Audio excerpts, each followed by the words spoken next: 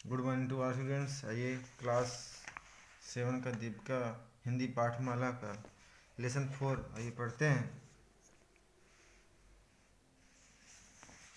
बात उस समय की है जब मेरा बचपन था। उन दिनों आर्य समाज का सुधारवादी आंदोलन अपने चरम पर था।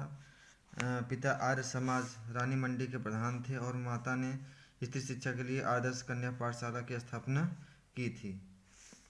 मेरे पिताजी की सरकारी नौकरी थी, परंतु मेरे जन्म से पहले ही गांधी जी के आह्वान पर सरकारी नौकरी छोड़ दी थी। हम लोग आर्थिक संकटों से गुजर रहे थे, फिर भी घर में नियमित रूप से पत्र पत्रिकाएं मंगवाई जाती थी, जिनमें आर्य मित्र, साप्ताहिक, सरस्वती, गृहिणी और 2 बाल पत्रिकाएं, विशेष रूप से मेरे लिए बाल सखा और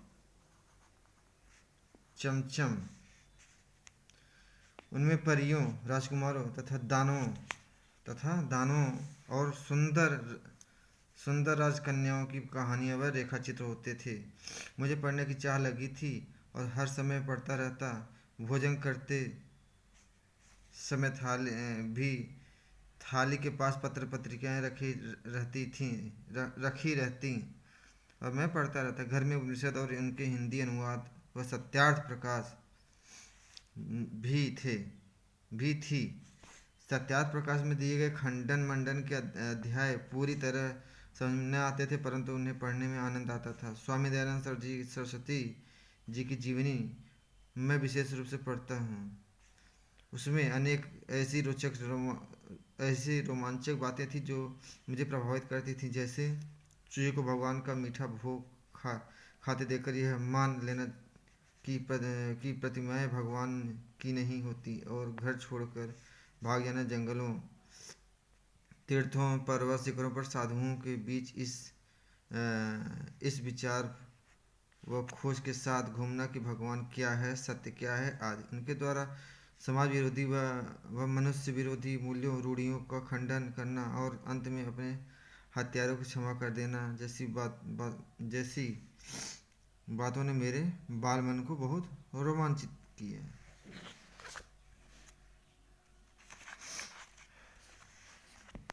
मुझे कहानियों की पुस्तकों के बीच पाकर माँ को चिंता हो जाती थी कि लड़का कक्षा की किताबें नहीं पढ़ता तो पास कैसे होगा। पिता कहते कि जिनमें यही पढ़ाई काम आएगी, पढ़ने दो। मेरे पिताजी नहीं चाहते थे कि ना समझ में मुझे स्कूल भेजा जाए, अतः घर पर ही शुरू की पढ़ाई के लिए मास्टर जी रख लिए गए।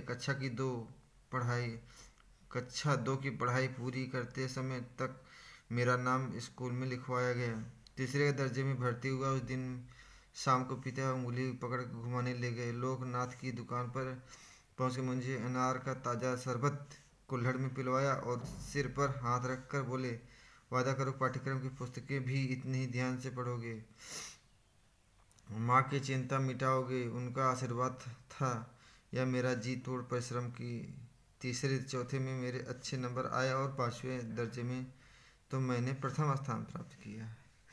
अंग्रेजी में मेरे नंबर सबसे ज़्यादा थे, अतः विद्यालय के पुरस्कार के रूप में किताबें मुझे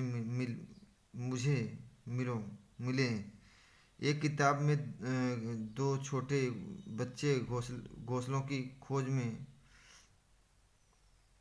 पुरस्कार के रूप में अंग्रेजी की दो किताबें मुझे मिली। एक किताब में 2 छोटे बच्चे घोंसले की खोज में बागों कुंजों में रुकते हैं और इस बहाने पक्षियों की जातियों और उनकी बोलियों आदि की जानकारी उन्हें मिलती है। दूसरी पुस्तक का नाम ट्रस्टी द यंग, जिसमें पानी के 2 जहाज़ों की कथाएं थी।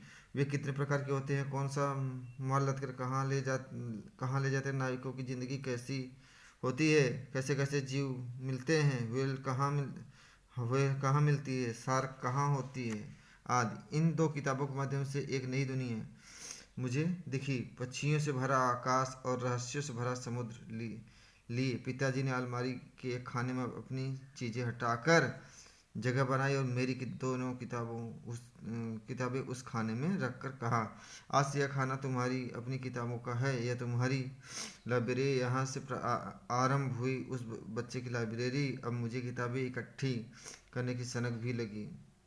आप इसका कारण पूछना चाहेंगे? इसका कारण भी बचपन का एक अनुभव। हमारे मोहल्ले में एक लाइब्रेरी हरिभवन नाम से थी। स्कूल से छुट्टी होते ही मैं उसमें जाकर जम जाता। पिता का साया सिर पर नहीं था, सो लाइब्रेरी का चंदा चुकाने को पैसे नहीं थे, अतः वहीं बैठकर किताबें निकाल कर पढ़ता रहता था। उसमें खूब उपन्यास थे, बंकिम चंद्र चट्टोपाध्याय की दुर्गेश नंदिनी,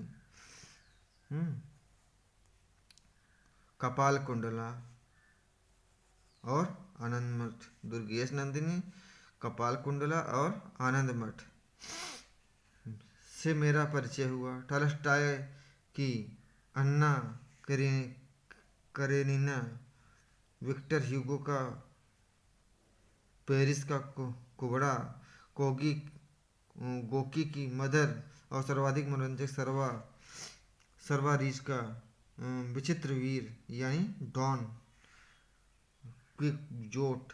हिंदी के ही माध्यम से सारी दुनिया के कथा पात्रों से मुलाकात करना कितना आकर्षक रहा था, मैं वर्णन नहीं कर सकता। कभी पुस्तकालय बंद होने के समय तक कोई पुस्तक पूरी न पढ़ पाता और लाइब्रेरियन शुक्ल जी ने के कहने पर बच्चा अब उठो, बड़ी अनिच्छा छूटता। मन में कसक उठती कि काश इतने पैसे होते कि सदस्य बनकर किताब इशू करा लाता या इसे खरीद पाता तो घर में रखता, जितनी बार इच्छा होती पढ़ता। परंतु पता था कि पिता के देहावसानवश आर्थिक संकट इतना बढ़ गया था कि पूछिए मत। फिर भी मैंने जीवन की पहली साहित्यिक पुस्तक अपने पैसों से किस प्रकार खरीदी, मुझे आज तक याद है।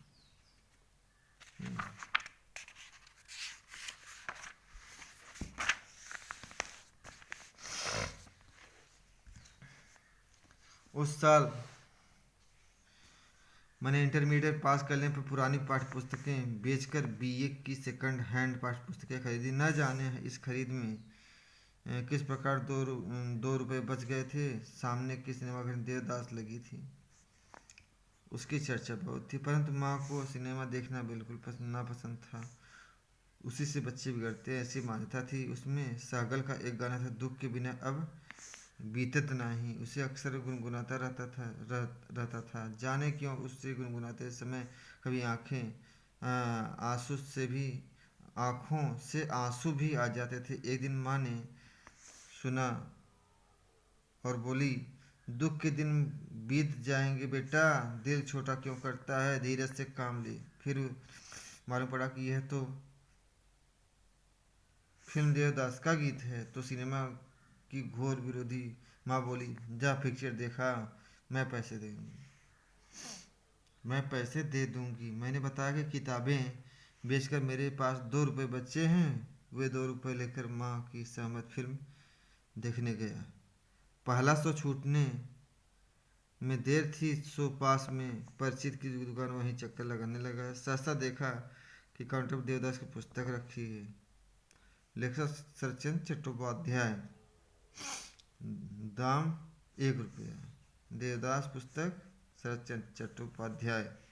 मैंने पुस्तक उठाकर उल्टी पलटी तो पुस्तक विक्रेता बोला, तुम विद्यार्थी हो, यही अपनी पुस्तक बेचते हो, हमारे पुराने ग्राहक हो, तुमसे अपना कमीशन